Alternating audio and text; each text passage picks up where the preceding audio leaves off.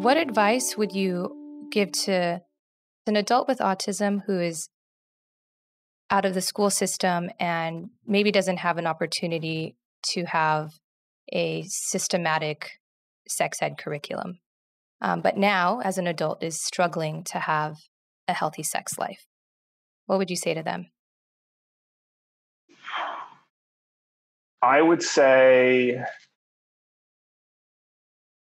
I can't say buy my book because it's not out yet. So I would say start looking at some of the other books, which I can actually, if you would like, Rachel, I can give you a resource of other people's books that are available. Yeah. Some of which are technical, which I like, and others of which, if you're a little bit more advanced, start listening to Dan Savage's Savage Love podcast. Read books like The Ethical Slut, that happened a long time ago. Just some of these really fabulous, just groundbreaking things that just make you feel happy reading them as opposed to unhappy reading them. And I can give you a list of those resources. But yeah, the reason why it doesn't exist is why I wrote the book. So I can't really answer that well. Right. So. But in general, just moving the conversation away from shame. Wow.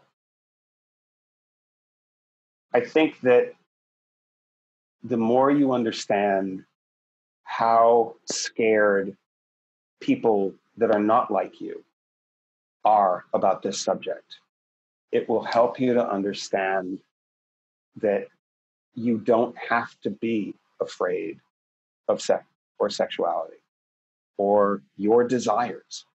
And if you want to go do your reading on how churches, politicians have so wrongly put such harmful attitudes on everything we're talking about here, especially the development of women and of women's biology, the cultural constructs that have butted heads, with sexuality. If you have the ability to do that kind of reading, that's what makes you realize that you don't have to feel ashamed about all this stuff, and that whoever told you to be ashamed was wrong, and that you do have a right to pleasure of any kind, so long as somebody else doesn't get hurt. As long as it's, I would say one thing though, I would say the concept of informed consent, not just consent, informed consent. That's the only absolutely huge concept that everybody needs to understand, as well as how to apply a condom. Right. Girls and boys.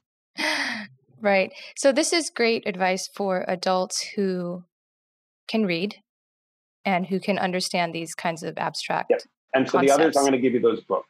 And so what advice would you give to parents who maybe are still the caregivers of adults on the spectrum? I would say that their kids are sexual beings, no matter how challenged they are.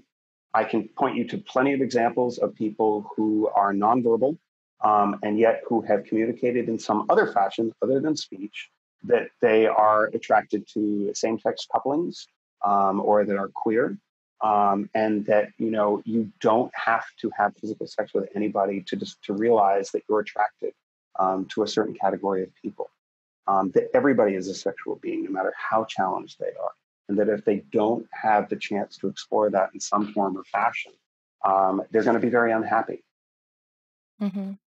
Yeah, it's all about that quality of life. Yeah.